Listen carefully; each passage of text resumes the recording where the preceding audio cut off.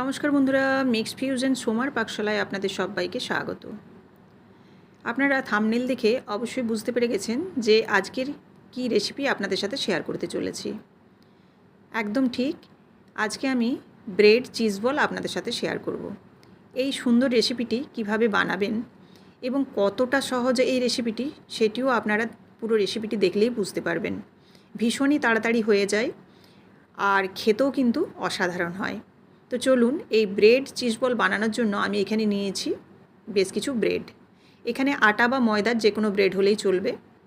আমি এখানে আটার ব্রেড নিয়েছি, আর এই ব্রেডটা কিন্তু বেশ কিছু দিনের পুরনো ব্রেড, অর্থাৎ ফ্রিজে এক সপ্তাহের মতো থেকে গেছে, যার ফলে এরকম শুকনো এবং একটা চিমড় ভাব চলে এসছে।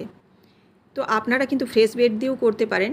আর পুরনো ব্রেড থেকে গেলে আমরা অনেক সময় চিন্তায় পড়ে যাই যে এই ব্রেডগুলো দিয়ে আমরা কি বানাবো। তো আপনারা খুব সহজেই এই ব্রেড চিজ বল বানিয়ে নিতে পারেন। ব্রেডের উপর আমি দিয়ে দিলাম 2 চামচের মতো সুজি। সুজিটা পুরোপুরি অপশনাল, আপনারা চাইলে দিতেও পারেন বা নাও পারেন। তারপরে দিলাম হাফ কাপের মতো জল দিয়ে একটু ভিজতে দিয়ে দিয়েছিলাম। তারপরে দেখুন ভালোভাবে মেখে নিয়েছি। মেখে নেওয়ার পর এরকম একটা স্মুথ ডো তৈরি হয়ে যাবে। এবার এই ডোটার মধ্যে আমি কিছু উপকরণ মিশিয়ে নিচ্ছি। প্রথমেই দিয়ে দিচ্ছি আমি রসুন বাটা, দিয়ে দিচ্ছি আদা বাটা, দিয়ে দিচ্ছি কাঁচা লঙ্কা কুচি, আর দিয়ে দিচ্ছি পেঁয়াজ কুচি। পেঁয়াজটা একটু বেশি পরিমাণে দিচ্ছি। আর দিয়ে দিচ্ছি এখানে ড্রাই রোস্ট জিরে পাউডার আর ড্রাই রোস্ট করা ধনে পাউডার। আপনারা চাইলে ধনে এবং জিরেটা কাঁচাও গুঁড়ো করে দিতে পারেন। এবার এখানে দিয়ে দিচ্ছি চিকেন মশলা। এই চিকেন মশলাটা আপনারা চাইলে দিতেও পারেন বা নাও পারেন। যারা ভেজ হিসাবে খাবেন তারা কিন্তু এই চিকেন মশলাটা ব্যবহার নাও করতে পারেন। এবার দেখুন খুব ভালোভাবে আমি মেখে নিচ্ছি সমস্ত মশলাগুলোকে। সমস্ত মশলাটাকে এই ব্রেডের সাথে খুব ভালোভাবে মিশিয়ে নিলাম। আর এরকম একটা শুকনো ডো তৈরি হবে, খুব একটা যেন পাতলা ডো না হয়। এবার হাতে আমি একটু তেল নিয়ে নিচ্ছি, কারণ ব্রেডের মধ্যে থাকে ইস্ট, আর ইস্ট কিন্তু এই যখন মাখা হয় তখন কিন্তু প্রচণ্ড রকম একটা চিটচিটে ভাব আসে। সেই জন্য আমি হাতে একটু তেল নিয়ে নিলাম, দিয়ে আরেকবার ভালোভাবে মিশিয়ে নিলাম। এবার আমি এই ডোটা থেকে বেশ কিছু বল বের করে নিচ্ছি, অর্থাৎ কিছু লেচি আমি বের করে নিচ্ছি। এবার এইগুলোকে আমি স্মুথভাবে একটা বলে শেপ দেব। এইভাবে আমি সবগুলোকে ভাগ করে নিলাম। এবার হাতে একটু সাদা তেল নিয়ে নিয়েছি। তেলটা দিলে কিন্তু হাতে খুব একটা চিটচিটে লাগবে না, খুব স্মুথভাবে রেডি হবে।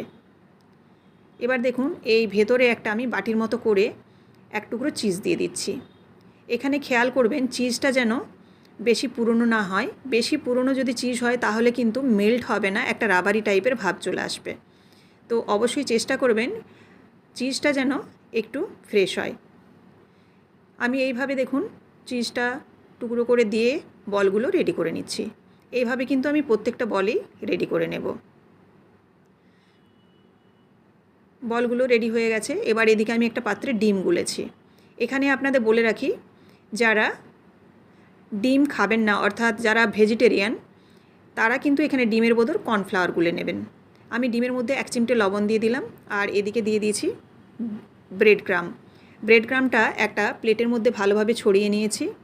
এবার এদিকে কড়াই আমি তেলটাও গরম করতে দিয়ে দিলাম। যেহেতু ডিপ ফ্রাই হবে সেজন্য তেলের পরিমাণটা কিন্তু একটু বেশি লাগবে। এবার এদিকে ডিমটাকে খুব ভালোভাবে ফেটিয়ে নিয়েছি। এবার এই ডিমের ওপর এই বলগুলোকে একটা একটা করে দিয়ে কাঁটা চামচ দিয়ে আমি তুলে নিচ্ছি, আর এদিকে ব্রেড ক্রাম্বটা দিয়ে কোট করে নিচ্ছি। প্রথমে এক কোট করব, তারপর কিন্তু আবার ডাবল কোট করব। তো এইভাবে এক কোট করে একটা একটা করে তুলে নিচ্ছি। যারা ভেজিটেরিয়ান তারা এখানে কর্নফ্লাওয়ারটা যে গুলবেন, কর্নফ্লাওয়ারটা যদি গুলেন তাহলে কিন্তু একটু মোটা করে গুলবেন, খুব একটা পাতলা করবেন না, তাতেই কিন্তু ভালো চিট এসে যাবে।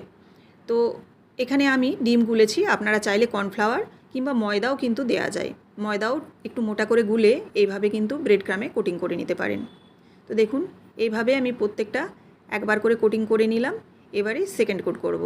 তো এই ব্রেড ক্রামগুলোকে একটু হাত দিয়ে চেপে চেপে আবারও আমি ডিমের গোলার মধ্যে ডুবিয়ে দিচ্ছি। ডুবিয়ে দেওয়ার পর আবারও এক কোট করে নিচ্ছি। এইভাবে ডবল কোট করলে খুব ক্রিস্পি হবে এবং ভীষণই ওপরটা মুচমুচে হয়। তো অবশ্যই আপনারা চেষ্টা করবেন ডবল কোট করে নিতে। ডবল কোট করলে দেখতেও যতটা সুন্দর হবে, খেতেও কিন্তু ততটাই সুন্দর হবে। তো দেখুন এখানে বলগুলো আমি রেডি করে নিয়েছি।